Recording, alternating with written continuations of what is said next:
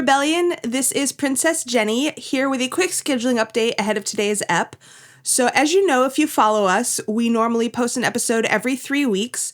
So our next regular ep would normally be posted on Wednesday, October 2nd. However, that day is Erev Rosh Hashanah, which is the start of the Jewish New Year. So in deference to that, we will be skipping that week and posting Stranded on Wednesday, October 9th instead. And we will be on our regular posting schedule forward after that. And we're going to have another awesome guest for Save the Cat, which I'm sure you would expect no less for such an unbelievable episode. So stay tuned for many awesome things soon to come. And if you're looking to start your Jewish New Year off right, we always encourage folks to donate to Jewish Voice for Peace. And there'll be a link for that in today's show notes as well. So Shana Tova to our fellow tribesmen. Happy New Year. Happy new school year to all who observe that. And on to today's episode.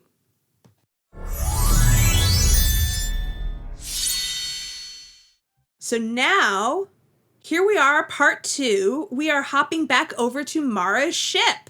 We're on Mara's ship, where Entrapped proclaims at top volume, as they stand around in the dark with no power, Good job. It's okay, I'll fix Darla, because she has named the ship Darla. It just felt right. Yep, Entrapta has given the ship a name. So Yes. Entrapta has... Oh my god, naming! Naming? What's that? Entrapta has given the ship agency, which... Yes. That's actually... You know what's really embarrassing? Maybe I did at some point. At least right now, I did not make that connection in my head.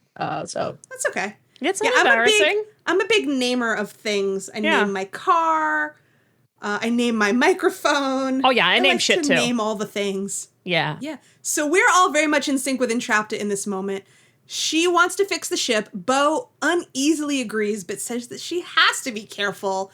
Entrapta is great with that and jumps directly into an open panel, disappearing into the insides of the ship, which I have a question here. Kinky? Maybe?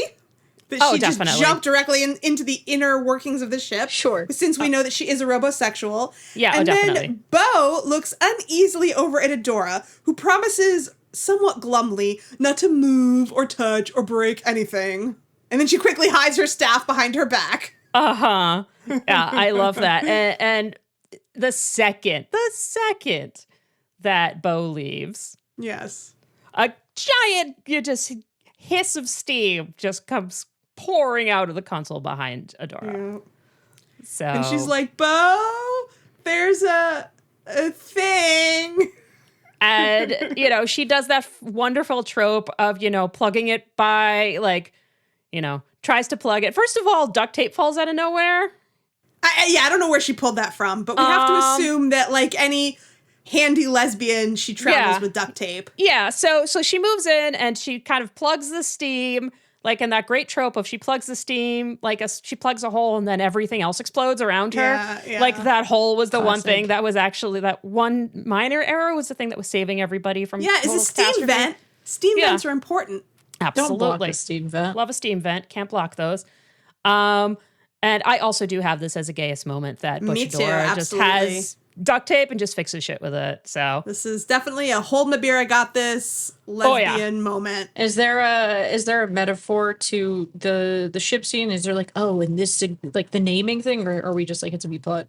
no, I do. I actually did have that. I said that. I did to say that earlier, perfect. that because we named the ship's name is Darla. And in the beginning when we were talking about how you name something, it has naming things, they have agency, and we know that Darla at least has some sort of consciousness. Yeah, I mean, Darla is a character. I mean, that's one of the themes of the whole show, right? Like, Light Hope is a person. Right. Yeah. So I think Darla, naming something gives it personhood. So there we go. That's really where I'm going. We don't really know if Darla is sentient, because it could be like a voice-activated computer interface program. Just because it responds to your voice commands doesn't necessarily mean it's sentient. I'm okay with that being unclear. Yeah. But we've also had this conversation with some of reactive Light Hope programming too, is what is personhood, what is sentience of a... Yeah. So it's the same thing. It's the same, I feel like it's the same basic technology. So... Yes, back to the Death Star. we pan from a window. It's a cool little transition. Adora's face to the window in space, panning down to Catra.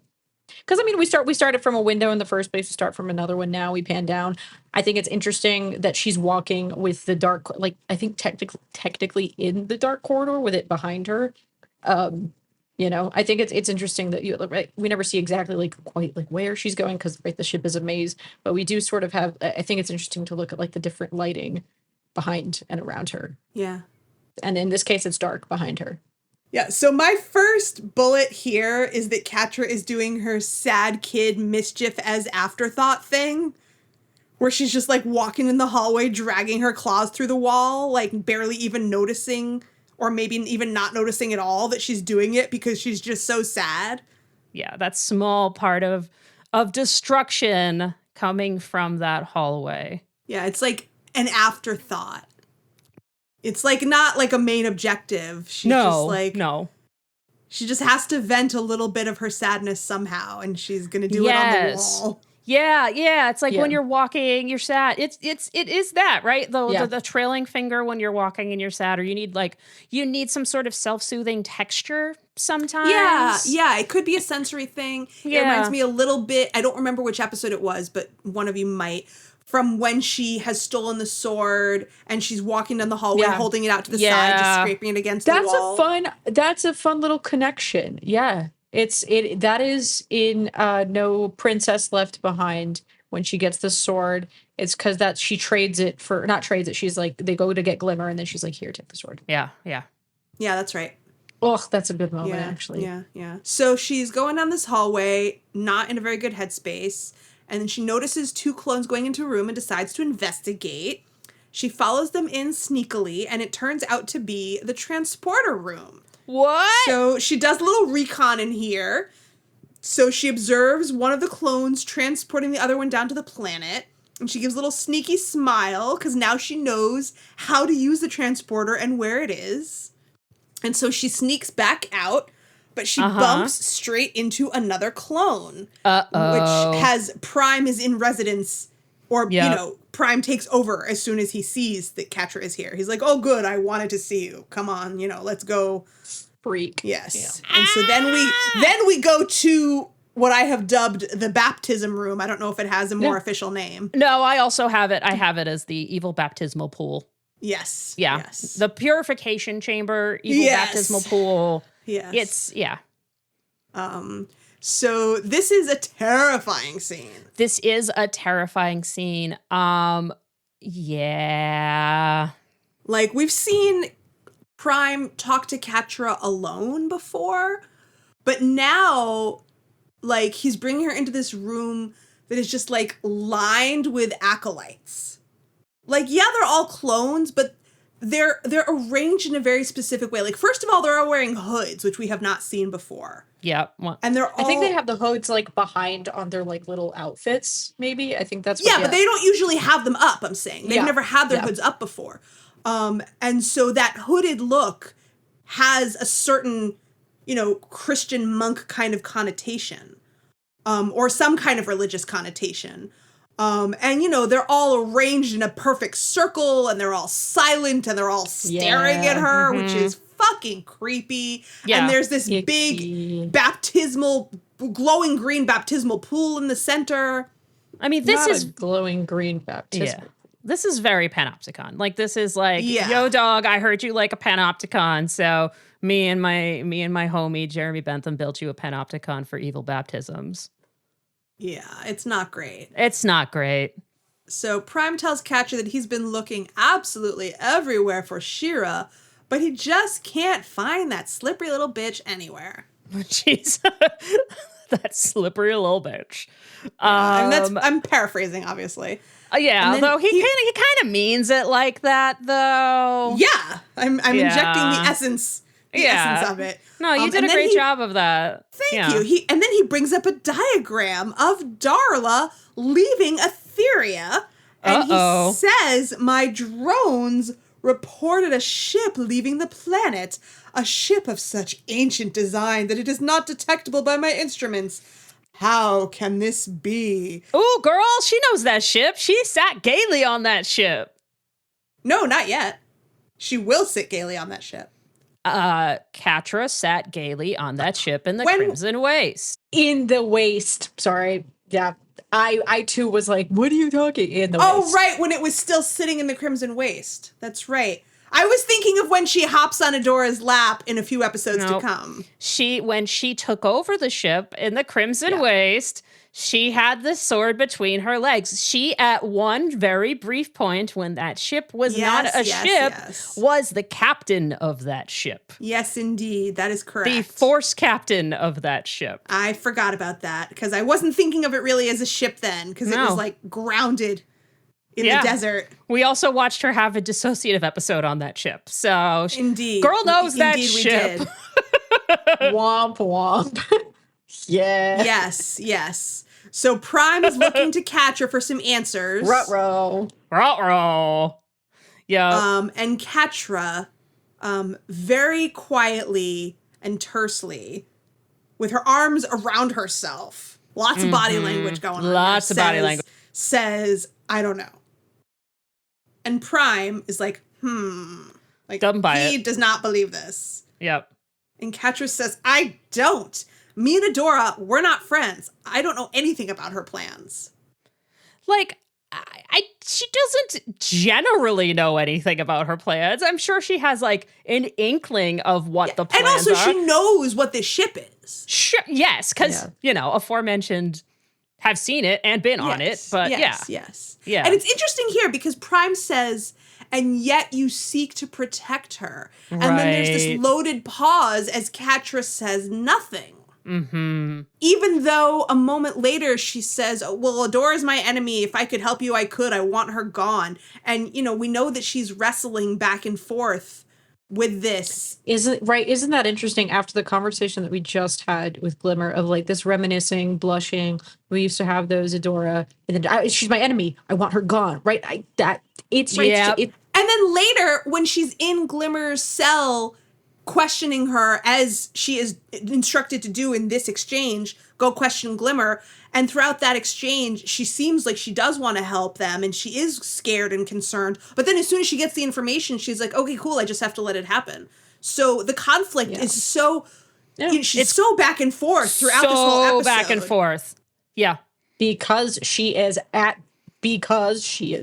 a crossroad. She's at a crossroad. So literally, profoundly. It's like, this is right. You have been pushed to like you cannot delay it anymore. It's like, okay, you keep doing what you've been doing, which is suck up to the people in power, hate yourself about it, make things work, whatever, or do whatever the unknown is, right? With the corridors too, because it's also these two choices that she has, which is like, okay, this is the certain corridor. You know what's going to happen because you've done this. You did this with Shadow Weaver. You did this with Hordak. You know how to do this. You know where it leads. You don't like it, but you can predict it. Or there's this dark thing, which is I don't know, go rogue, try to help Glimmer, probably die. Like, what does that entail? Right. Right? That's like, and then she's like, is there something beyond self-preservation for you in this scenario? Do I? Yeah, exactly. And she's finally being pushed to the point of like, you got to make a fucking choice. Yeah. What's it going to be? Right, exactly. Yeah. So, we don't have to go through the whole rest of this scene line by line. I think we just got through the gist of it. Prime orders her to question Glimmer. Was there something you wanted to point to specifically, Meth? Yeah, just a quick thing is that Prime continues to refer to Adora as your Adora and asks, your Dora, do you want to be free of this? And, this is it's really kind of drops in the conversion therapy metaphor here of like, would you like to be free of your gay thoughts? And, like there can, it is it's very easy to kind of go down that path of, being free of your gay thoughts, jump in the Horde Prime baptism pool. I'm going to go down a little bit of a different path. Yeah, it's funny. I didn't read it that way, but go ahead. For that. But, it has been read that way by other people. I think it fits. And I think there can be multiple meanings, it is one that has been used. I've seen used before, and it has a valid metaphor there. So, yeah. Oh, I mean, I think it tracks. I think it tracks in the sense of at least Nate Stevenson, but I'm sure others I'll say at least Nate Stevenson has commented on this being, they're obviously being like religious allegories too. Like, it's not, again, it's not subtle, which is fine. Like, I think it's very, like, there's very much a conversion therapy vibe to it. Yes. Which can also be wrapped in everything else because, erasing your gay thoughts is also erasing part of your identity just as a human being. Absolutely. So you have the identity parts and also just the things that are specific to gay people, but it's like it's wrapped up together. Yeah. I mean, it's very much obviously a religious metaphor. Yeah. But because it seems to apply equally to everyone, and of course, I'm not saying that the conversion therapy metaphor isn't valid. I'm just saying that's not how I personally read it. And I think that all the readings are valid. But because it applies so equally to everyone that no one's allowed to have feelings, no one's allowed to have individuality. Right. He's like, don't you want to be free of all of your feelings and all of your strife? And I'm just going to make you a blank slate like everybody else. And here's an example of how I'm gonna make this guy a blank slate. And so that's how we get in. And the, again, like Catra's body language, and I know this is just animation, I can't give AJ credit for this part. But even more so, it's like, because it's animation, it's intentional. It's super intentional. It's drawn. Right. That's what I was gonna say. They do such a good job showing how terrified she is when he says, don't you want to be free of this? Her reaction shot, all like her entire body language shifts like on a dime. She goes from looking angry and agitated to just utterly freaked out in this one fluid moment. Like there's a current running through her body that just changes directions. It's this really beautiful shift in that moment of being like, oh fuck. And so there's another way I'll show you. And so he takes Klondak, which is now what I'm calling the Horde. Klondak! Yeah. I love it! He takes Klondak's hand, and he's like, oh, you spoke with our little sister this morning, brother. What did she say to you? And he said, oh, she gave me a name. Please forgive me, brother. Take this affliction from me. So he doesn't want these feelings of personhood and individuality. Right. And he gets down on one knee like a supplicant. And Prime gets down on one knee to be on his level and puts his hands on the clone's head. And, I don't know all the technical terms for the Christian aspects of this, but I can even see, as someone who has very little Christian knowledge, that this is supposed to be Christian imagery. Prime gets down and puts his hands on the clone's head like he's assessing him. And he says, those who seek freedom shall be granted it. And that's when the whole creepy Greek chorus of clones starts chanting in the shadows. Ironically, they are in the shadows, but they are chanting, cast out the shadows, cast out the shadows. Legitimately horrible. Hate it so much. Exactly. Cast out. That's another piece of language I forgot to reference, but y'all get the point. Cast out the shadows. Exactly. Yeah. And so my next... Literally the way the clones wailing is horrible. It's terrifying. It's terrifying. Yeah. Yeah, and my next bullet, which is obviously a joke in all caps, I wrote, Catra thinks this is totally fine, and so do we. Totally fine. So I actually have a Professor Smart Brain moment here. Ooh, / big conversation part on religious naming ceremonies and how specifically this is a corruption of specifically Christian ceremonies and baptisms. Yes, it is an evil baptism. It is a reverse. It's an evil baptism. It's an evil christening and a reverse baptism. But I'm just going to go with it. This is one of the things that I've been bringing up a lot. Is a lot of the the religious symbol and the religiosity and the religious horror of this season, because I am deeply fascinated by that sort of thing. Yeah.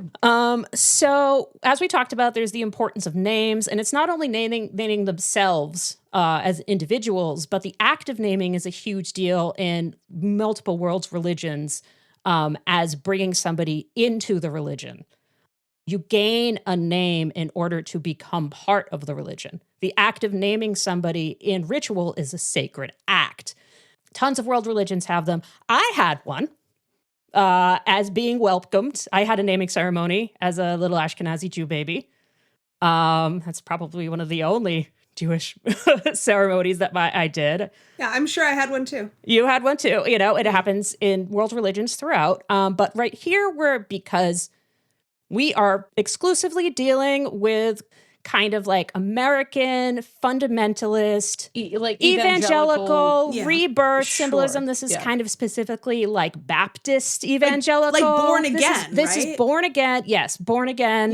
Yeah. These very American ideas. Which are modern movements. And this is a corrupted baptism. So we're going to talk about christenings and baptisms. So a christening is just getting your Christian name. And the baptism is the sacrament of faith, of entering the faith. So you go to, and a lot of the times they are together. So you are christened by getting your name into the faith. And then the baptism is the sacrament of cleansing yourself or whatever the ritual, if it is a cleanse or a rebirth or a birth into the faith, that is the ritual of coming into the flock. So there are a couple of different kinds. There's an infant baptism where you get when you're a baby, and those kind of go along with the christening. And then there's the credo baptism, which is the kind of born again one that you see. And it's often done as an immersion baptism, which is what we see here, which is where you're like, wade in the water. You go all the way into the water. Yeah, like in O Brother, Where Art Thou? Like in O Brother, Where Art Thou? Where you go all the way into the water and you're dipped in and you come out and you are cleansed and reborn in the church, right? So this is the anti-christening and the corrupted immersion baptism ritual. Hordak is making the choice to be cleansed of the sin of individuality before becoming born again into the evil church of Hordak. He can't quite shake the sin of individual thought, the shadow of his old defective self. He needs this type of freedom that comes from only freedom from sin, and in participating in this suffering, he becomes pure. All beings must suffer to become pure. That's right. Correct. Hordak believes that he is atoning for his sins of his past by getting into a pool and essentially becoming part of the Borg, right? He's being cleansed and reborn and suffering for his atonements to become pure. And that is my Professor Smart Brain moment. Love. I think that wraps it up perfectly. Everyone cheered. It is so crazy bananas that literally, like, I'm even holding my tongue shockingly with so many things because I have I just got so fed up with seeing the way that we talk about redemption in certain ways, specifically with regards to Azula as like a case study, but just in general, I think the way that narratively we talk about redemption sometimes is so bunk. And this is like, it's exactly this kind of stuff. And it's like, that's not how it works. Yeah. Well, I mean, and this is a direct shot at that sort of ontological, I am born again and therefore I am good. Right. It's like this thing that you are, right? And which again, it's like this is, and it's also just like, it's also a direct fuck you to that sort of thought, to that sort of thought, exactly. to that sort of upbringing that so many people have that has been damaging to them. Like, this is religious horror. Yeah. Like, there are so many people, especially in the queer community, that have been damaged by people that have done terrible, horrible things, but have been forgiven because they had their head dipped into some water. If you do enough, right, it's this morality math. You do enough, right? You say enough Hail Marys, you say enough Our Fathers, you count it up. But you literally go to, I don't know because I'm not Catholic, but you go to confession. You say your sins, they tell you, okay, you do this math, right? It's like, okay, you did this many sins, so you do like 12 Hail Marys or something. Right. And then it's like, and then it cancels out. Right. Again, as if any of this is this quantifiable thing. But that doesn't repair whatever harm you did to real people in the real world. Or self-reflection, right? As if this is just like a math equation that you make it equalize and you're like, okie dokie, which is not, you can't assign moral value both to like the bad things you've done, the hurtful things. You also can't assign moral value to the good things. That's not how it works, is that, oh, I hurt this person, I did this many bad things, okay, I just am nice this many times and it's over. It's like, no, these two things exist independently. The good things don't fix the past, but it also doesn't mean that the good things are useless and pointless because they can't fix it. It's still a net good. It's just there's no canceling out. They don't have quantifiable mass. No. So you do good for the sake of it or not at all. Right. And and it's about the choices. And really, like, the thesis of Catra's arc is it's about the choices that you make, which is like a huge thing. It's a huge, part of the show as well. I think that's really empowering for Catra too, because it gives her back over time a stronger sense of agency when she feels empowered that the choices that she makes do matter and can impact the people around her for the better as well. Yeah, I agree. Yeah. All right. Shall we move on to Glimmer's cell? Love to. Let's do it. All right. So Catra has just witnessed this horrifying, terrible thing. Horrible. And she has told, like, this is what will happen to you if you don't go do what I want. So go question the queen and get this information. Love an implicit threat. Yeah. Yes. So take this cake and go question the queen. The cake looks really good. Yes, it does. It's unfortunate that it ends up on the floor, but it's not the worst thing that happens in this episode. Definitely not. So we go over to Glimmer's cell. Glimmer has now broken off a chair leg and is very proud of herself. I love how excited you were about the chair leg. You're like, where's Glimmer breaking that chair leg? Because it's probably just like lightweight plastic. I'm not sure how effective it's going to be. But you know what? She is going to make do with whatever she has on hand. Yeah, I love it. So, force field opens, Catra goes in, tells the clone to give them some privacy. And Catra's like, here's your dumb cake from your perfect day or whatever. Or whatever. Yeah. And she blushes here. Yeah. And I just have a quick note. I think we could all agree that Catra blushing here is not a sign that she has romantic feelings for Glimmer. And blushing doesn't always have to denote romantic feelings. I think it can just be a sign of general emotional vulnerability, which is the case here. Yeah, I mean, she has established... She's like, oh my God, you saw me being vulnerable. Yes, agreed. Yeah. You blush when you go in front of the whiteboard to solve a chemistry equation, not blush, but you know what I mean? Like you start, it's like, it's vulnerable.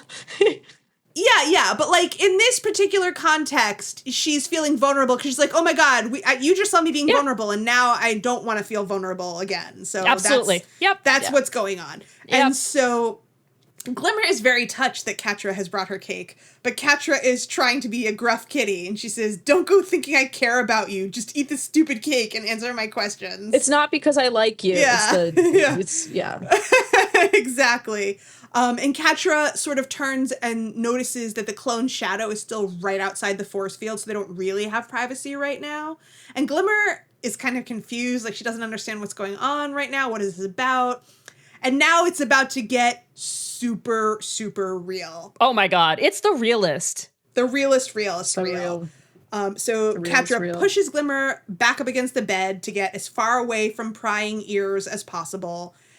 Glimmer sits down against the bed and Catra's like kneeling in front of her and lowers her voice very urgently. And Catra says, don't say anything. Just look at me. An old First One ship left Etheria's atmosphere a few days ago. Prime can't track it. What do you know about it? And Glimmer gasps and drops her cake on the floor. And that was good cake. So that was good-ass cake. That this is serious. Yeah, that was good-ass cake. Yeah, and Catra says Adora's on that ship, isn't she? And that's all of the dialogue that I put in. So I guess, that's the serious part of the conversation. Yeah. I mean, it's so interesting. It's almost like, right, if she just wanted to, fuck shit up, she would. She even threatens to. And so it's like, she's, trying to gauge. She's wrestling with herself. She's trying to gauge, Glimmer, are you with me? Do we you know what I mean? Yeah. Try this together, right? It's this in real time is I don't know what to do with this information. That's why she kind of goes back and forth. She's also trying to gauge where Glimmer's at. She's am I threatening you? Am I trying to conspire with you? I like that in that scene you sort of get both. You get the both she's so it's she's you can see her glitching torn out and trying to yeah. It's good. Yeah, she looks scared and worried for Adora in that moment, but then she just stands up and starts to walk away oh, cool, now I'm going to go tell Prime what you told me and my job here is done. It's both of those things are happening at the same time. Because again, she didn't have to start out with the privacy thing. She could have just been but she again, the conflict is bubbling. The cognitive dissonance is so overwhelming. Yeah, it's really overwhelming for her and overwhelming for me. I'm still watching this and being like, what's going on, dude? I'm having a hard time getting in her head, and I like that. I mean, it's obviously I can't directly put myself right because everyone's different, but it's I can feel the right. It's almost like you're on a chasm. And it's starting to break apart, and you don't and you're kind of straddling both, right? Because again, you see one the thing, you know, that's scary, and then you see this dark woods that like is different, and she keeps trying to straddle both of this chasm. She doesn't want to pick. That's what's happening. She's like, because once you do it, then the chasm, that's it. And so that's how I sort of see it. Like, it's just like, she's like, it's almost like she's testing herself. Like, how does this feel? If I threaten her and I'm going to go down this way, what does that feel like? Doing the thing I know. If I'm conspiring with her, how does that feel? Do I feel rushed? Do I feel good? Do I like it? And it's all happening in real time. Yeah. So it's like it's all feeling. And also, I think the chasm is a really good metaphor because we've used that one before multiple times. Like, Catra is always holding onto the cliff. Like, you know, she has gone into that chasm, and she's gone into the void multiple times, or she's dropped someone. She's dropped Adora into the void, right? Like, she bounces in between putting people or dropping into the void, and she's also crawled back out of it. Yeah, that's my favorite. There's a whole video in there. Thank you. Yeah, but Glimmer really helps her. I think, come to the right choice in this moment by just being, first of all, very sincere, and second of all, sort of not yelling at her or blaming her, but just sort of laying it all out and like in a very beseeching way. And like, you know, Glimmer, you know, begs, she's like, oh, you know what he'll do to her? And Catra is like, oh, Dora's coming for you. I don't have to do anything. I just have to let it happen. And, you know, Glimmer says, oh, you think Prime will reward you as soon as you're no longer useful to him? He'll get rid of you in a second. Like, she's looking out for Catra in a way as much as for anyone else. Like, he's going to hurt you if you do this. And Catra says, well, I always find a way out. And again, that's just more of her reacting to danger, living in survival mode. And Glimmer is like, that's not in your best interest. You know, so you'll just run away to do what? If Prime captures Adora, he can use the heart of Etheria to wipe out the whole universe. Is that what you want? That's definitely not in your best interest, dude. Yeah, like where are you? How are you going to come out on top if the whole universe is gone? Like, that's not going to be good for you. And Catra's expression in that reaction shot, when Glimmer says, is that what you want, is just so good. It is. She's got this look of like pure shock, horror, and then like I think in that moment she has the full realization that no, this is not what she wants. Like, I feel like she's having a big breakthrough moment in this push and pull between conscious and unconscious. And that's where I had a note about, like, you know, I feel like she's had this long-term emotional arc, and part of the push and pull is between the conscious and the unconscious, in the same way that I've talked about, like, my coming out story involves this long-term push and pull between conscious and unconscious, where I was just like trying not to be consciously aware of the scary thing that I didn't want to think about. And my unconscious just like chiseling away slowly over the course of a school year until finally I was in a situation where I literally couldn't ignore it anymore. And it just exploded through in a singular moment. It was like little cracks in a dam, and finally the dam just explodes. And it's like, you're gay, you stupid motherfucker. I feel like Catra is having a similar breakthrough moment, not about being gay, but something that she's been trying to repress and not think about. It's like, do I really want to do this? Do I really want to do this? No, stupid. You don't fucking want to do this. You don't want to destroy the whole universe. Oh my God. I realize this now.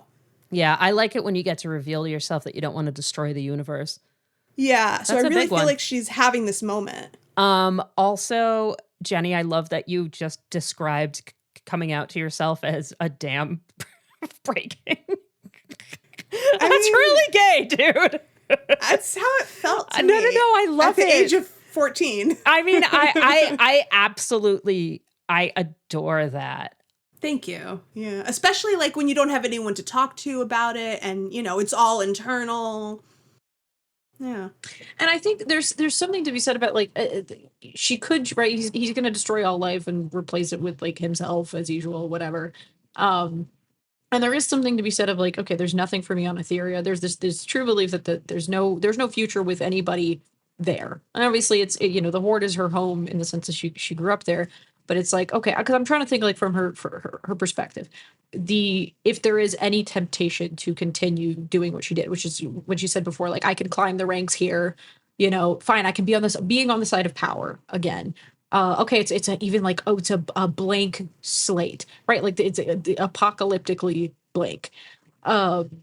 Because I don't, right? Obviously, like you love the place you come from, but I think she truly is even like how, like, both are bad options, because it's like, what am I going to do? Go back down there with nothing and no one, with everyone who hates me, with, you know what I mean? It's like, what, it's again, it's this desperation that she did, and she did pull a lever knowing it could be apocalyptic, and it kind of was, right? This blank slate lever is a different kind, but you know what I mean? It's this like, fuck it, just like flood the whole thing, right? I think that if there is any pull to something as like crazy and bonkers as, you know, guy who wants to give the universe a fresh start, that's how I read it, you know? But she pulled the bonkers level when she was bonkers.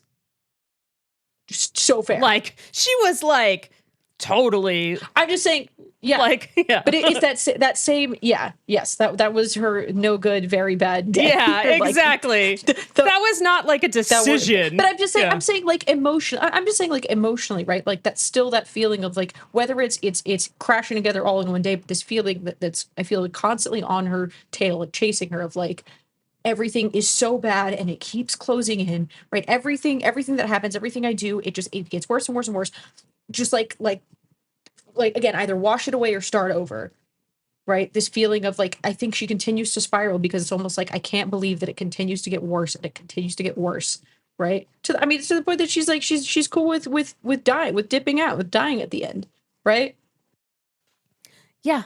Yeah. Because what is like, it keeps getting worse, and like, and then Shadow Weaver leaves, right? Even Shadow Weaver, and then Hordak wants to kill. Like, it's just like, okay, what? Either I go or this all goes. It's like her option, she just continues to see her options as non-existent, shrinking and non-existent. Yep. But you always do have an option. Yep. Maybe just call up a little bit. Maybe just make a phone call. Just a phone call. All you gotta do. But before that, Glimmer also has a pivotal line that we haven't gotten to yet, where she, you know, grabs Catra's hand. She has tears in her eyes. She says, "Please, Catra, do one good thing in your life." Yeah. And Catra can't even respond to that. She just stares at Glimmer. She looks terrified. Yeah. And yeah, her eyes are doing that cartoon thing where her eyeballs are like vibrating. Yeah. And that's a thing they do to show how terrified someone is. Mm-hmm. You know, when your eyeballs vibrate. And, you know, and then she gets angry. She shakes it off, and she don't talk to me like you know me. Is that what she says? Don't talk to me like you know me. And then she yells at the guard to let her out. And then, you know, she leaves Glimmer on the floor crying. And then my last bullet, again, all caps, everything is fine. We are all fine. Okay, great, it's fine. Yeah, it's fine. It's fine. Everything's fine. It's fine. And then we hop back over to Darla. Gosh, Darla. Oh, do you know where Entrapped is? I haven't seen Entrapped, Jenny. I have not seen her either. I have just seen my buddy Adora hanging from a giant ball o' wires with her handy roll of duct tape, looking fairly cheerful, all things considered. She looks pretty cheerful. Bo, she thinks she has everything under control. I mean, because it's Adora, right? But Adora always has everything under control. Yeah, she's got this. It's fine. Everything's fine. Going right back on that. Everything's fine. But Bo definitely.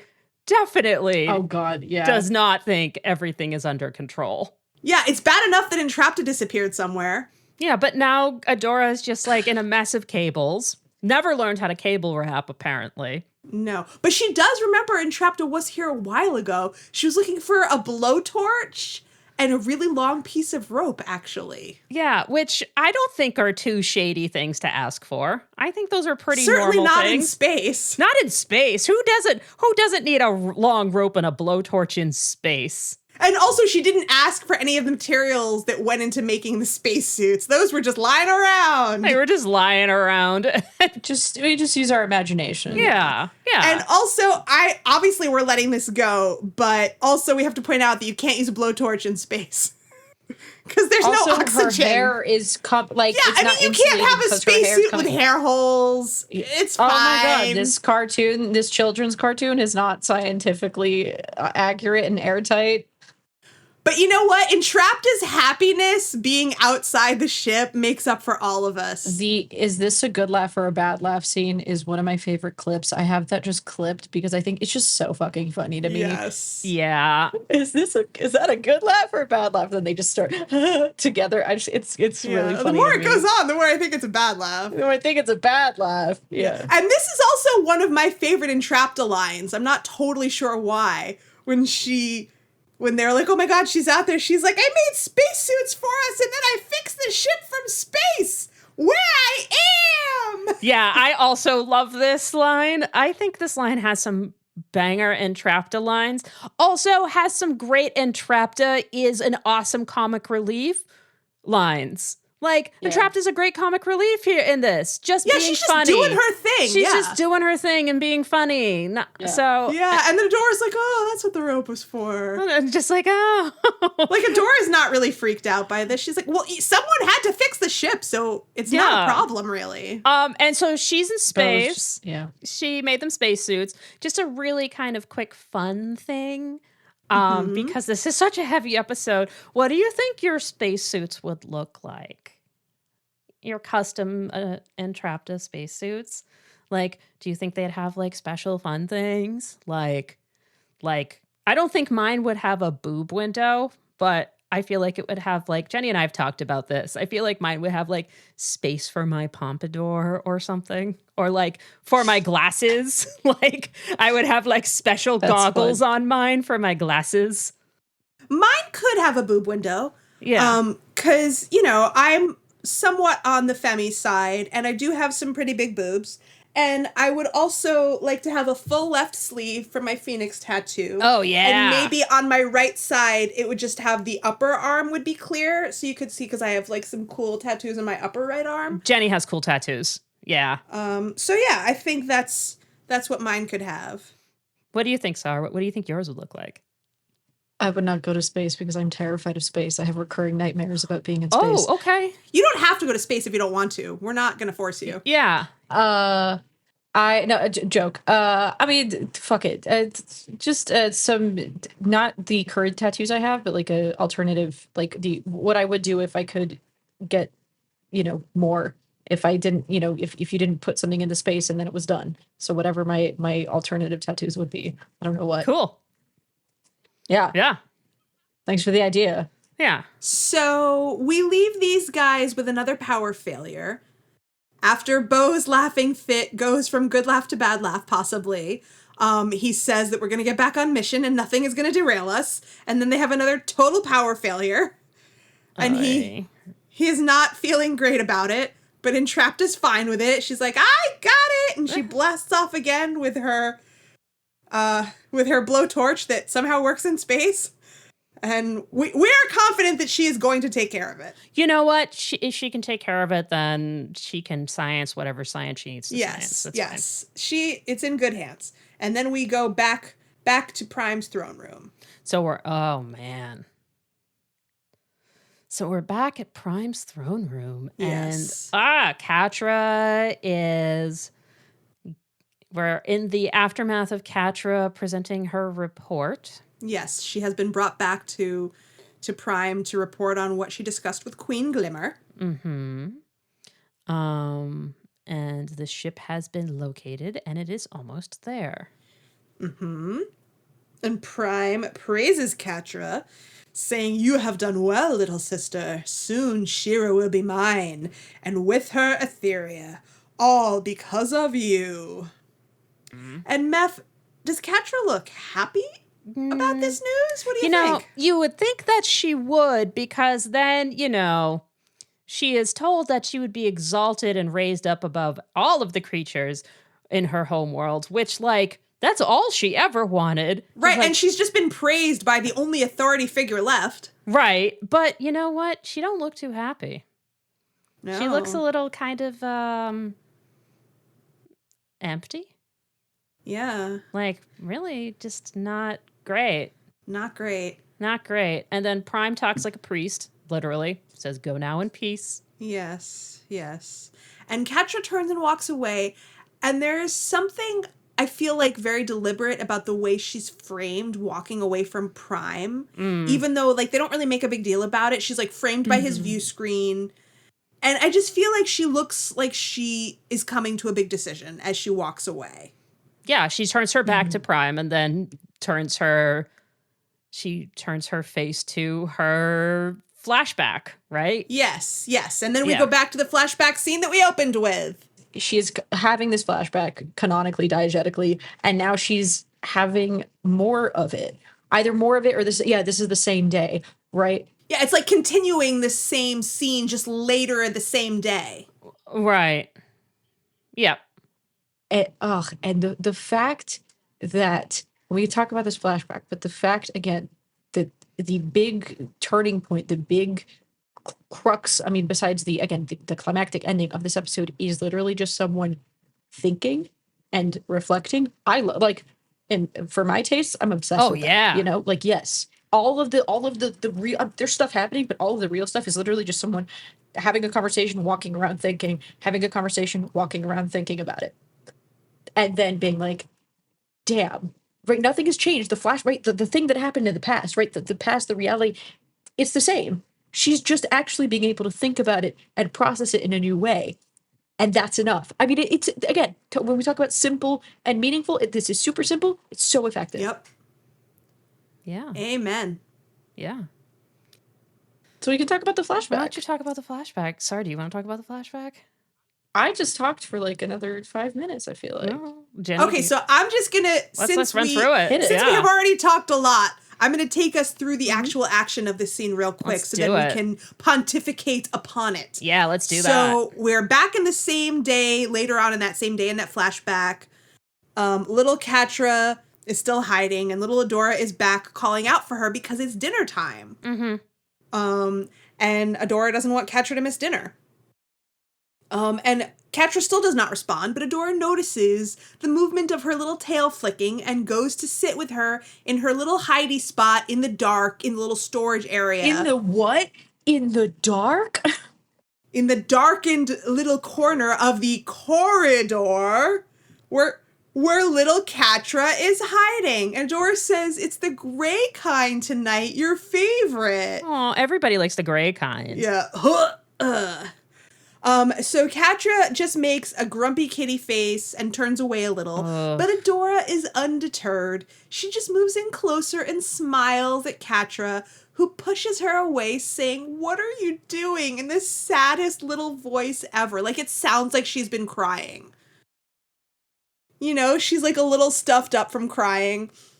And little Adora just says, "Well, if you're missing dinner, then I am too, because she is the most loyal friend." And little Catra still cannot accept this love and loyalty. And she curls up on herself even more and says, "Just go! Be with your new best friend, Lonnie." And Adora, it's like, she just is getting it. She's like, "Is that why you hit her?" Yeah, like she just got it. And Catra says, "I know you like her better than me." And Adora is just shocked. Like, the shock is all over her face. Yeah. And Catra says, "You're supposed to be my friend." And Adora, again, she doesn't get mad. She doesn't get resentful. She's like, "What's your problem?" Like, she just smiles hugely. And she says, "I am your friend, Catra. I'm always going to be your friend." And our gay feels were all exploding out of our chests. The simplicity of it all. Yeah, and this is something, again, that Catra, you know, we can all relate to this. Like, having someone tell you that they love you, it doesn't always sink in. You can't always believe it and hold on to it. No. And so Catra smiles back at Adora and hugs her. And then Adora says, "You should say sorry to Lonnie. And then we can all be friends." Right. And then Catra's eyes fly open as if Adora has just slapped her. And she immediately pushes Adora out of the little hidey hole, but she doesn't scratch her again. She just pushes her out. Yeah. And then lands on top of her in the hallway yelling, "No." And then she stomps on Adora's stomach as she runs away. And Adora still does not get mad at all. She just runs after Catra and she's still smiling. She's like, "Come on, Catra." Mm-hmm. Adora says, come on, Catra. And then the scene fades as Catra's running away with little Adora running after her. And little Catra yells, I'll never say sorry to anybody ever. And then there's a perfect fade of that corridor with little Catra to the current corridor with big Catra. And, we can debate on the symbology of this, whether it's significant. But little Catra is running away from us, and then the fade in, adult Catra is walking toward us. They're like in opposite directions. Oh, I think that's absolutely significant. Especially, just in general, but especially with actually not even uniquely animation, because anything that you do, right, if you are shooting a television show or a film or drawing frames for an animation show, you're not doing things on, you have to put things in a certain place. Right. Not everything is like the most deep, right? It's not like every little movement is analyzed to like but direction matters. But it's like, right, you could. There's a billion things to do things. If they chose to do it in this way, there's reason. Yeah. So little Catra is running away, and adult Catra is now coming back toward Adora, toward the love and acceptance that she is being offered, towards something new. Yeah, towards something new. Yeah. And so to sum up, because I forgot the beginning because it's been like 4 years since the video I wrote, but at least there are two pairs of corridors with the S with the plural. There's the dark and the light, which we've done our little analysis on, and there's the past and the present corridors.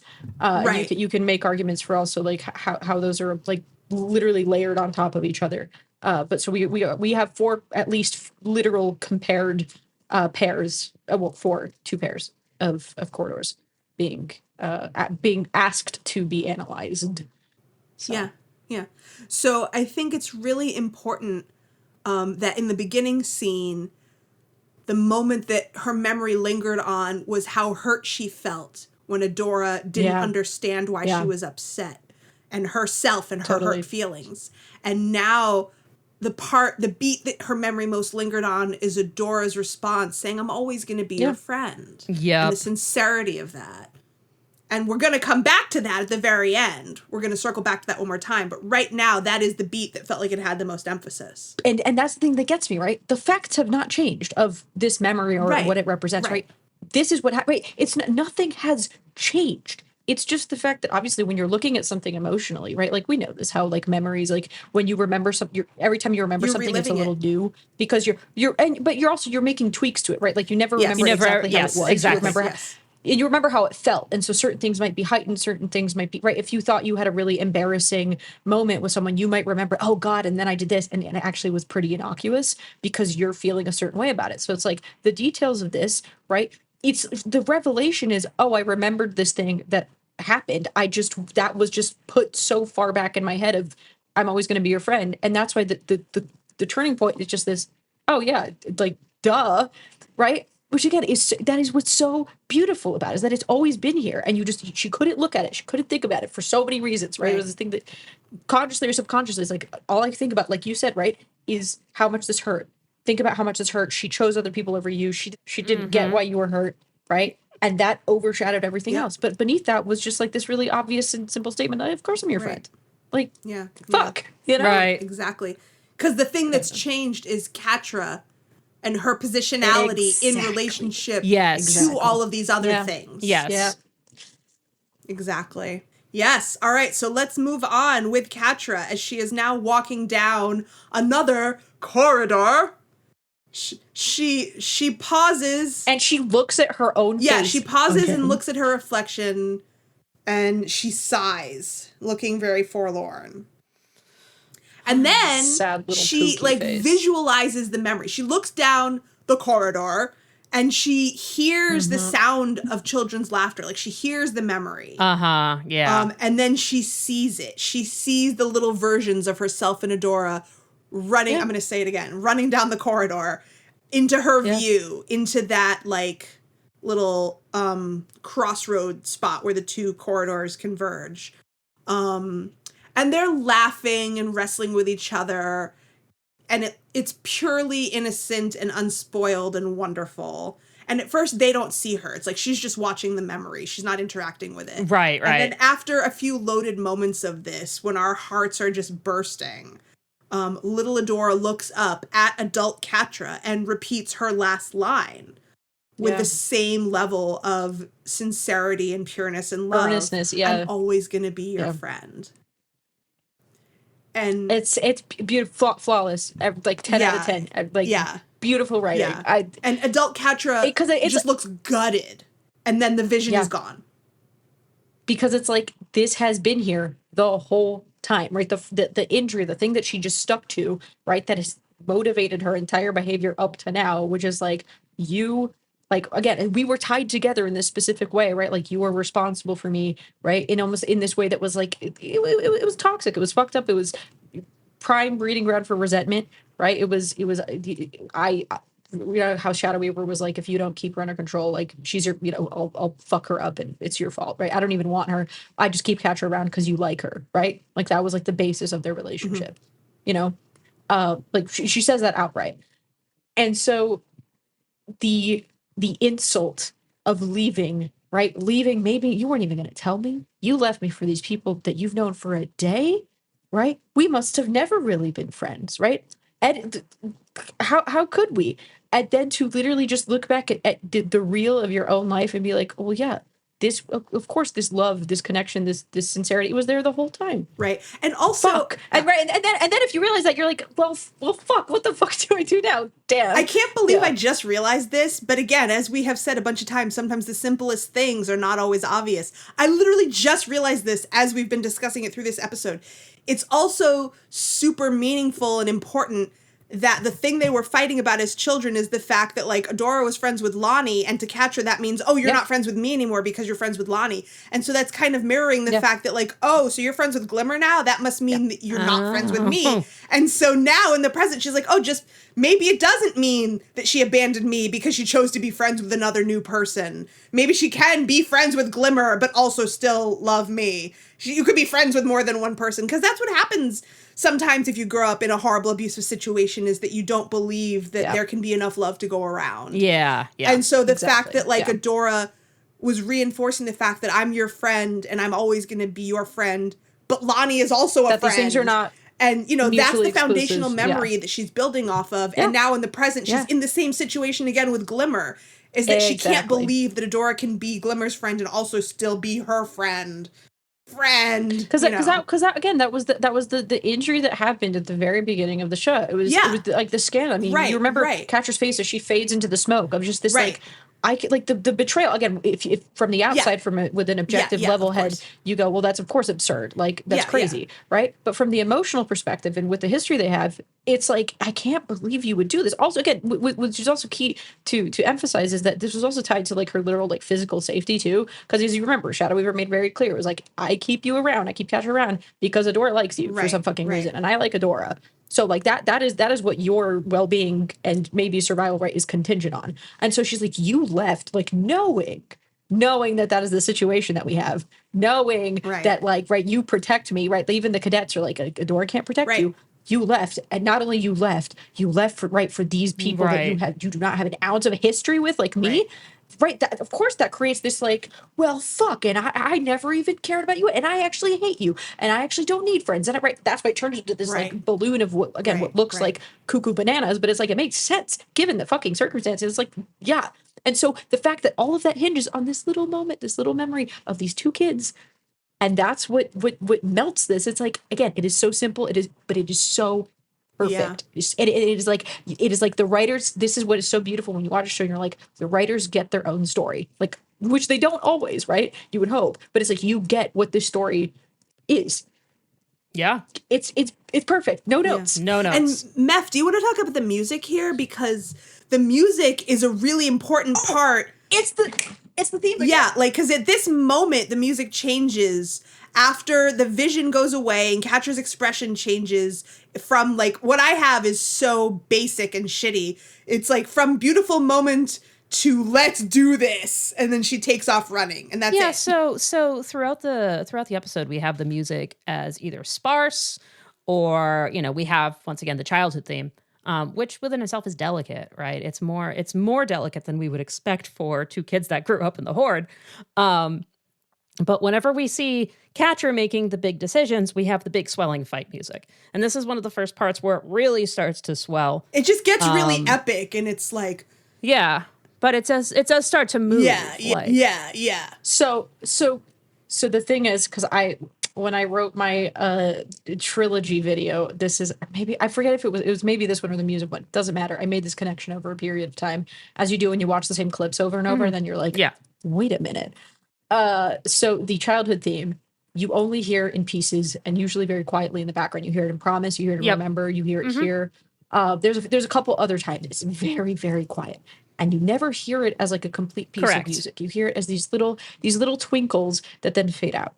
This is the first time that you hear it as though it is a piece of music with a build, with a rise, and with a conclusion. You know, the da da da da. I'm not going to tell you. Sure. And it kind of blossoms, it blooms, and it turns into this beautiful. It's like you're seeing this piece as like the way it was meant to be, the way it is, right? Like that you've only heard these little twinkles of happiness, of connection, of sincerity, and then it's gone, right? It's gone. It's engulfed by the context or the conflict or whatever. And this is the first time that it completes. You go, this is the childhood theme, the closeness, the friendship. This is in its fullest, truest form. It makes me crazy. It's so fucking right. It's like it's been hinted at you in little pieces, and then you get the full thing in this scene. Are you kidding? Yeah. So we're going to take a really quick pause here for our listeners, and we're actually going to play this for you.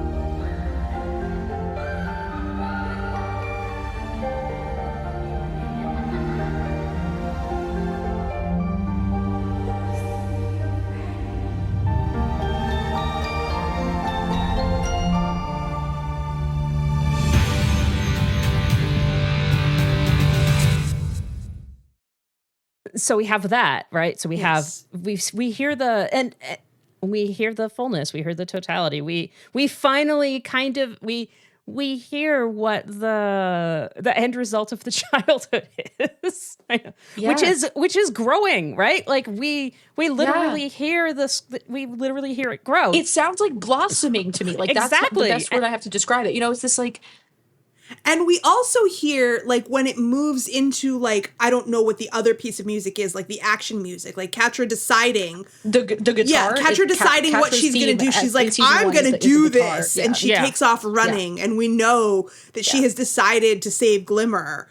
The let's do this music. Like, that's the stuff that really gets me going. I'm like, fuck yeah. Guitar is excellent. Like, distorted guitar is excellent. Let's do this music.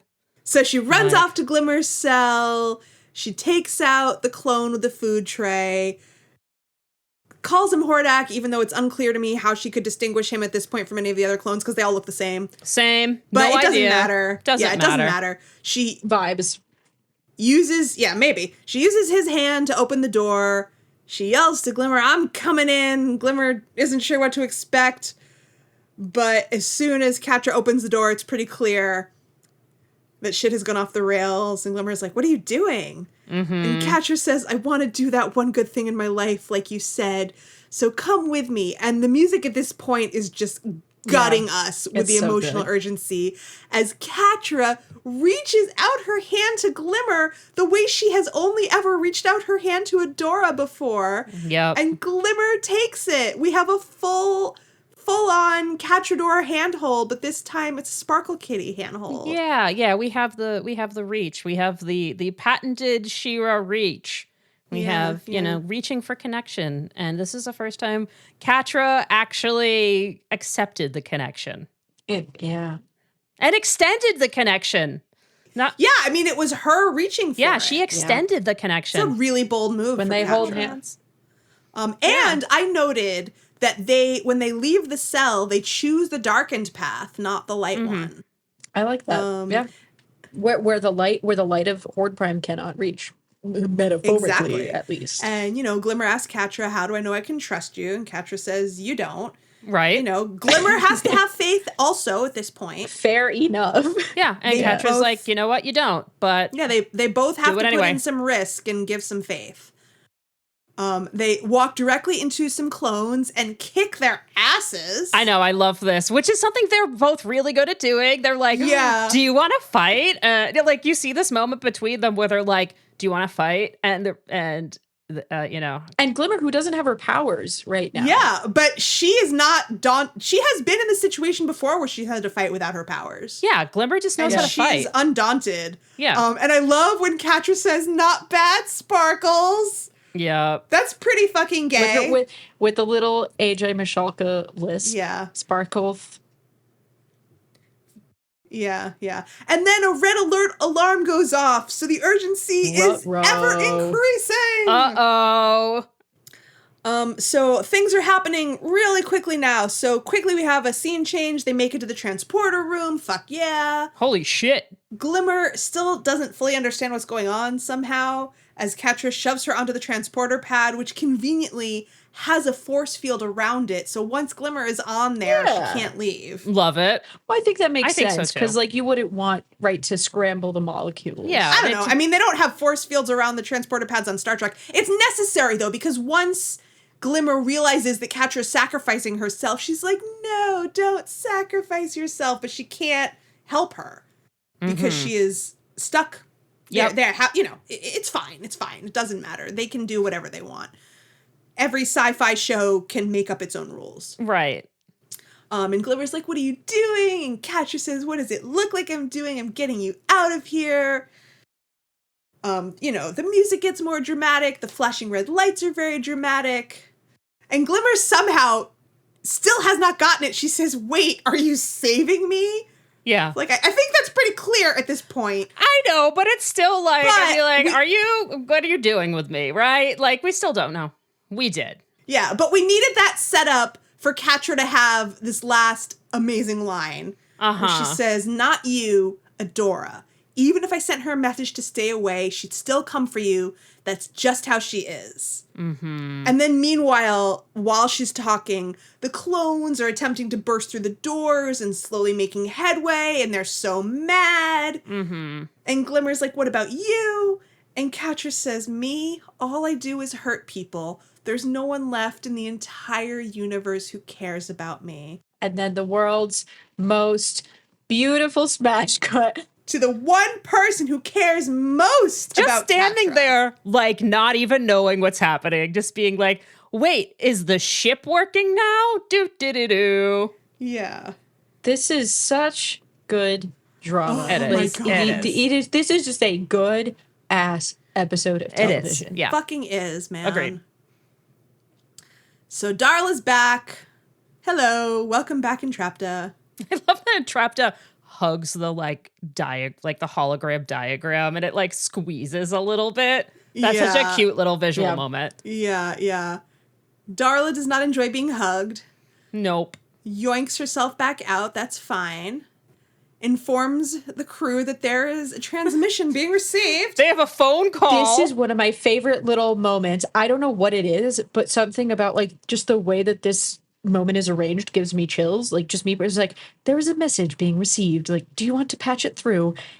I something about that just and then it launches immediately into the promise theme and the chaos of Catra, and then the two of them write these final moments. What do you say when it's the final moments?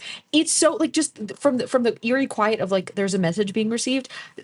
The hairs on my arm stand on it. It's also a fantastic contrast from obviously we have a really great, what makes great storytelling, great editing and movement in a story is contrasting scenes, Obviously, yes, we know this, but also just kind of the contrast of the other spaceship was broken and, there was chaos there and it was wacky chaos, but now it's all calm on the other spaceship and the other spaceship, right? And now we're back to, the non-broken, quiet, calm spaceship is now all chaos. So and it's terrifying chaos. And it's terrifying chaos. Yeah. It's not wacky chaos. So we have that, right. that flip happens. Yeah, you're right. It's really well balanced. Yeah. You're right. And it's just, I think she just says Adora, right? Yep. Yeah. Like, she just says Adora. And you have that, like, zoom with Adora's pupils getting, like, really tough. Like, that's poetry. That's cinema. I mean, that's cinema, baby. But there's also that moment where it's like, and I've had this moment, and I've been in this moment where the person you've been on a spaceship. I've been on a spaceship, and the person I really wanted to talk to but never thought that I would talk to ever again randomly gets in touch with me. And I'm like, holy shit. Is that you? Like, and the whole time they're being pinned down by clones, and you only have moments to say. The whole time they're being pinned down by clones, but you don't ever think you're going to be able to save them because you have to save your best friend instead. And then classic. And the transporter coordinates aren't certain. Yeah. So you gotta blast into deep space. Yeah, but this is also just getting that phone call from the last person you ever expect to talk to, giving you the most chaotic news ever. It's so good. And yes, and then we have our huge. And this is their first conversation. This is their first conversation since the end of season 3. Since the end of season 3. Well, no, they have spoken once. They had the little beat at the beginning of season 4, and that's it. And Adora thinks that they spoke in the desert. But that was actually double trouble. Like, this is their, They haven't had any meaningful contact. Since the end of season 3. Right. Exactly. So, and the last time they're like, Catra's doing her thing. We're doing ours. We're done. Right. And then all this, you get this. Yeah. It's very much like, right. Like, she made her choice. That's the last thing significant thing that she says to her. She goes, you made your choice. Like, I didn't make you do anything. Now live with it. And she punches her in the face. Yeah. And now Catra's making her choice. Her choice. There you go. Yeah. And it's like immediately, like the closeness and the connection and the love between them is just all right there. It floods immediately. It floods back. Like they're both crying. Yeah, I mean, and also, the connection comes back because here's the promise theme, and the promise theme comes back in full force, and it's the full theme, or a really large section of the theme, because that's what happens when they have their big connection moments. So we have that, and Catra is full on in her flirty, don't sound so happy to hear me. Like, this is Catra being Catra to Adora again. This is like, that's right, how they talk to each other. That's right. Like, hey girl, yeah, it's me. Yeah. Oh, you don't be so happy to hear me. Just the right, and then the disbelief. Wait, Glimmer is you? Yeah. Yeah. Ugh. And Catra's like, we don't have time. You need to get to these coordinates. Uh-huh. Don't come here. Horde Prime is ready for you. And she's like fighting off clones, and like Adora can hear that there's struggle happening, and she, I mean, imagine from her perspective, right? Like, she's like, she just hears this. She's like, what the fuck is going on? Yeah. Hello? Yeah. It's like, you've changed sides. Like, you're helping me now. Like, you need to catch me up. And Catra's like, we don't have time, Too girl. much information. We do not have time. Yeah. I'm trying to save you. Just listen to me. Also, I just want to point out really quick, this is the first phone call they've ever gotten. I like calling it a phone call, so I'm going to do that. Yeah, I mean, this is the first phone call they've ever gotten on this ship. Right? Yeah. They're like, and Adora is just like, yeah, of course we're going to open up a communication. I mean, I'm sure that she maybe was thinking they would get some sort of, maybe, I don't know. But she was like, she went into this so like confidently, like, yes, patch it through, not, wait, what? Who's trying to communicate with us on this age-old ship? How does that work? She was just like, okay, yeah, we totally get phone calls on this ship. Like, I don't know. Yeah, it's just a lot of information coming at them at once that they don't have time to process. And then? Yeah, and then, of course, the big moment, is Adora's trying to find out what's going on. Catra doesn't have time to explain. She's fighting off clones, and then she screams as the clones are overtaking her, just listen, Adora, I'm sorry for everything. And she's crying. Yeah. I'll never say sorry to anybody. And it's very clear that this is the first time she's ever said she's sorry. Yeah. And there's another thing that's coming to fruition here. There's that setup and payoff. And there's also the fact that a little bit earlier, right? She says, I promised her a long time ago that I'd look out for her. It's time I made good on that. And right, because again, the theme is called the promise theme. The promise that we see in the flashback and the eponymous episode is you look out for me and I look out for you. As long as nothing really bad can happen as long as we have each other. Yeah. Right. And so there's it's twofold, is you look out for me and I look out for you. And there's that other half. There's the you look out for me, right? Catra looks out for me. And this is her completing the promise, or at least reaching out however you want to interpret it. But it's her saying there's a half. This promise is a twofold thing. I look out for you. It's yeah. We love it. We love to see it. SAR's doing the chef's kiss. I know. It's so good. Catherine Nolfi / everyone who planned this, like every Academy Awards. Yeah. It's awesome. It's fantastic. And I'm not going to count this as a gayest moment, even though it's an incredibly gay moment. But it's one of the most important moments of the show, which is a really gay show. So it's a gayest moment. No argument. I mean, we have to do it. Catra's sacrificing herself for her own atonement journey. And I want to read something. These words came to me, and I was like, "Where are these from?" It's from a Doctor Who episode. Yay! So all right, go I for like it. Doctor Who. Yeah. But it's do you remember the virtue is only virtue in extremis? I wonder if that's actually from something. But at the very least, is goodness is not goodness. Goodness is not goodness that seeks advantage. Good is good in the final hour, in the deepest pit, without hope, without witness, without reward. Virtue is only virtue in extremis. Love it. That's perfect. I mean, I definitely haven't heard that before, but I love it. And yeah, it certainly applies here. I think good is also good when you're not in a life or death situation. I think there's also a lot of value to that. But it doesn't have to be a life or death situation. But the point is, you can't do good in exchange for reward. And that's the ironic thing about self-righteous religious people who don't believe that atheists can be moral. It's like, well, if you need heaven and hell to convince you of what is good and bad, then you're not actually having your own internal morality at all, because you're just doing, well, I have to do good or I will be punished. It's like, that's not actually having your own internal moral compass at all. Or even I have to do good so I'll be rewarded. It's like, again, there is no math. Right.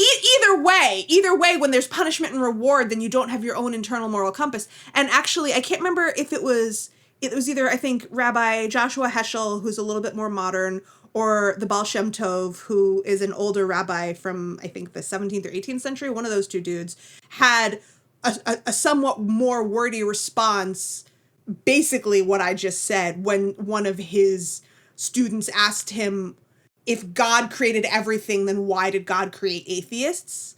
And the answer that this rabbi gave was like, God created atheists to show us the importance of just being a good person for the sake of being a good person. An atheist doesn't do good for the sake of eternal reward. Right. An atheist just does good because they believe that that is the right thing to do. Yeah. Yeah. Yeah. Yeah. But that's what's so beautiful, what's so terrible about this whole thing is that, like, homegirl thinks she's either gonna, like, straight up die or I don't even know what else, but there is or be condemned to some terrible horrid crime. She told us outright at the beginning that, like, you know, there is nothing for her on Etheria. Like, there's no future, right, on Etheria. So, well, she succeeds in getting Glimmer off the ship. She does. And then we have the slowest, most perfectly timed transport to deep space that has ever happened. Mm-hmm. Don't worry about it. But it's fine. Yeah, it's fine. We need that. And then we, of course, have Adora freaking the fuck out. Yeah, I mean, I would too, being like, no, wait, what, no. Because the last thing she hears is Catra being overwhelmed by clones who are, like, kicking her ass. By something. Yeah, being like, hey, I'm sorry for everything. Yeah, as she's being punched and beat up. Yeah. Also, Amy Carrero, the voice actor that you are, with her like, no. I know, she's fantastic. Catra, come back. Yeah, Amy Carrero is also a gem. We've been focusing on AJ's voice acting in this episode, but of course, Amy Carrero is also because she's had the bulk. I mean, Adora hasn't really had a lot to do until now in this episode. Yeah. Also, like she can, you know, Amy's ability to like stop on a dime, like and twist, like her comedy is extraordinary. Like and she has some great comedy in this episode. The way that the physicality with which she reads the lines about sand, where she's like, no, I definitely taste rubber. It's fucking funny. Yeah, like sand. It's good. Yeah, she's great. yeah. But yeah, here she destroys it. And she destroys me. Like this destroys me. Yeah. So first, their communication gets cut off. And Bo tells Entrapta to do whatever it takes to get them to those coordinates. And then, of course, my next line is that Entrapta's expression inflates like a balloon of sheer ecstasy with anime eyes. Yeah, and away they jet at maximum warp. She's stoked. And meanwhile, they have time. See, Glimmer is in the process of transporting this whole time as they have time to fully put on their spacesuits. But it's fine. They arrive at the coordinates in time to see her beam in, which they do a nice job visually with the beaming in effect. And Bo leaps into space, which is fine because he is tethered by the rope. Yep. And we have a great visual we see Glimmer reflected in the visor of Bo's space helmet as he is flying towards her, and they are about to be reunited. And Bo catches Glimmer. Sorry, I'm watching the clip right now, and he catches her in his arms. Yeah. Yes, and they're all very happy to see each other, obviously. Obviously, they love each other, and they are all kind of thumped in a snug. Yeah, I put that they're in a puppy pile. They're in a puppy pile, and Adora asks what happened back there. And Glimmer says, I think Catra saved me. I think she saved us all. Fuck! Fuck indeed. And yeah, that sums it up. Fuck! That's all I got. Actually, what I wrote was holy shit, but I'm just going to keep yelling fuck until somebody stops me. That works. That works. All right. So last scene. Back to the Death Star throne room. We are, oh my gosh.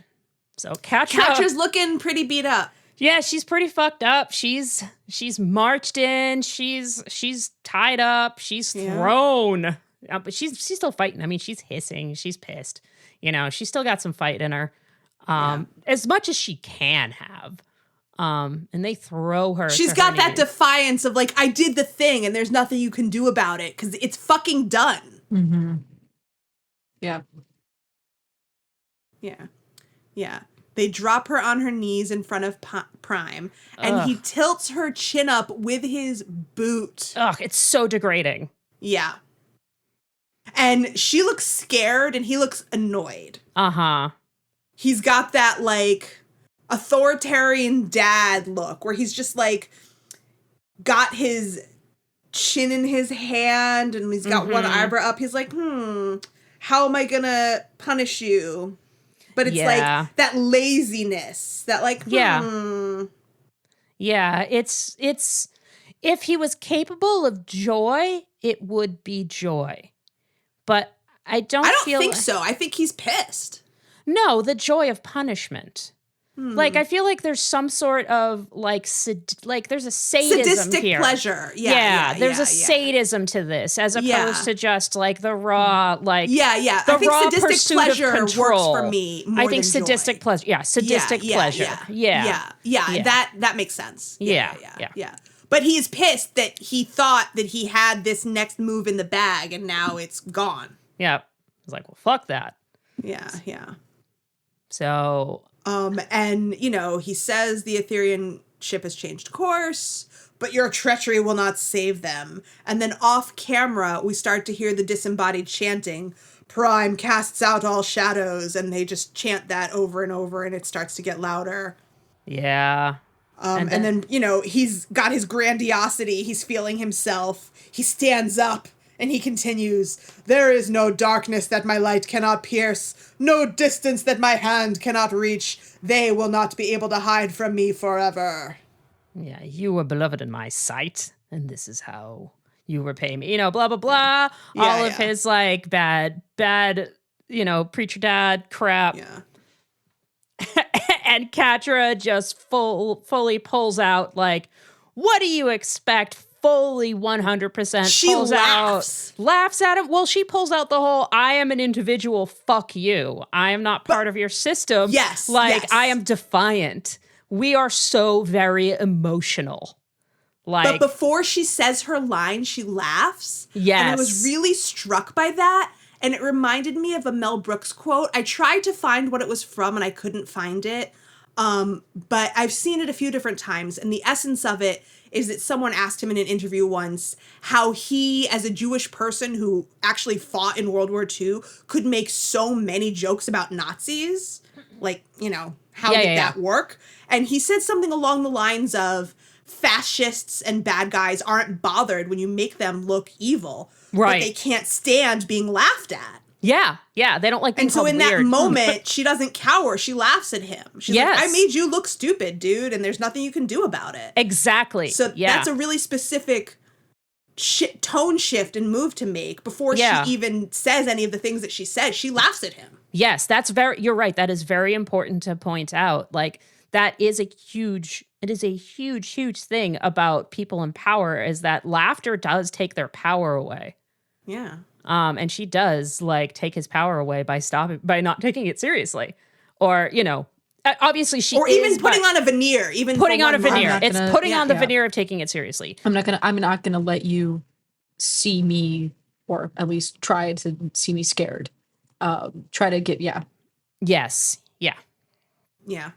Instead, I'm going to laugh at you. You're a joke. I love that, Jenny. Thank you for bringing that up. Yeah, no doubt. And then asserts her independence as an individual, and does it by talking about emotion. Because that's been also a running theme, right? Hordak, we know Hordak is an individual because he has anger, So we have it here again. Us Ethereans are so very emotional. Yeah. So... And it kind of embracing the thing that, has in some ways been something she's insecure about, is how highly emotional she is. And that, has been a source of great things, also a source of problems and pain. And, and it's it's damn, I am really emotional. It's you are. Hell yeah. I'm a hot mess. Yeah. And she's throwing her lot in with the rebellion at this point. She's saying, I am one of them. Yeah. Yeah, that's true. She's I am one of them. That it doesn't matter what you do to me. Glimmer is gone, and you will never get your hands on Adora. That's right. Right? Because she made a promise. That's right. But what does he say? You're wrong. Oh, my child, you're wrong. Everyone has a place in my empire. And then one more time, he has to do the creepy face hold. And he says, you will be of use to me yet. And then we get, one more time, we get the terrifying music. And I wrote that Catra hears it too, because she looks like, oh, fuck. Yeah, we get the terror. And she actually is scared.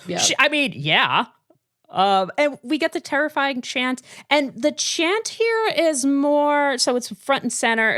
In Horde Prime, we kind of heard this chant music, this chant theme in the background, and now we hear it through the credits. Yeah, I can definitely hear it now. Scary shit is happening to Catra in the chanting chamber of purification. But we don't see it. We just fade to black. But we know now that Adora is going to come save her girl. We do. Well, do we, Jenny? I don't. But I know in my heart. We know in our hearts that this shit is not going to stand. This is not going to stand. And Nate Stevenson would not let this be the end of Catra's story. No. This is just the beginning. So Jenny. Yes, and Meth. Sar, since you're here. What's going on? What did we learn today? I'm going to let Sar answer first. That sometimes the imagery and symbolism you expect from your life is completely the opposite. You, Jenny? What did you learn today? I learned that sometimes the hardest to learn is the least complicated. Ain't nothing wrong with simplicity. Yeah. Yeah, the lessons that you learn one time in your head, we've said this before, you have to keep learning them over and over. Like all the patterns in our lives, like depending on how old you are, this might be something that's new to you or something that's old hat. Say you keep dating the same kind of toxic person and you're like, fuck, why do I keep being attracted to this particular type of person that's bad for me? Or it could be a different type of thing that's not a dating thing, but any type of pattern, you're like, man, why am I stuck in this pattern? It's because lessons need to be learned over and over until you work your way out of them. It could be something that you're working out from childhood. It could be a memory that you don't even consciously remember. It could be something that you're working out in your subconscious. Growth is not linear. Yeah. And that's okay because the hard lessons could be very simple. Simple and easy are not the same. I like that. Mm. Yeah. I learned that I shouldn't record an episode hungry because it just makes me want to eat cake. Yay, cake! Well, folks, if you liked what you heard and you want to become pure, you can like and follow us on Apple Podcasts, Spotify, or wherever you get your podcast fix. You can also find us on Twitter, Instagram, TikTok, Facebook, and YouTube, where on all of those places you should like, comment, follow, and give us some love. And review! And you can find us at those at HeyAdoraCast, or you can email us all of your slumber party stories at heyadoracast@gmail.com. And in case you haven't heard, we have a Patreon. Yes, we do. It's a super fun place to hang out. It's a super fun place to hang out. If you become a member of the Rebellion, you get all sorts of fantastic perks. We have Patreon-only live watches, video hangouts, playlists. Hang out with us on our Discord, and we have some plans. Yeah, we do have some plans to have some bonus episodes this season. We do have some plans, and you can find the link to our Patreon as well as the link to this week's Spotify playlist, Corridors. You can find this one in our show notes or at heyadora.gay. That's right. As usual, everything is at heyadora.gay. Are your one-stop shop. Your one-stop shop. Sar, where can folks find you? Oh, goodness. 5x5 takes on youtube.com. Yeah, so go to... And so that's the word, F-I-V-E. F-I-V-E-Y-F-I-V-E-T-A-K-E-S. And there are spaces between there.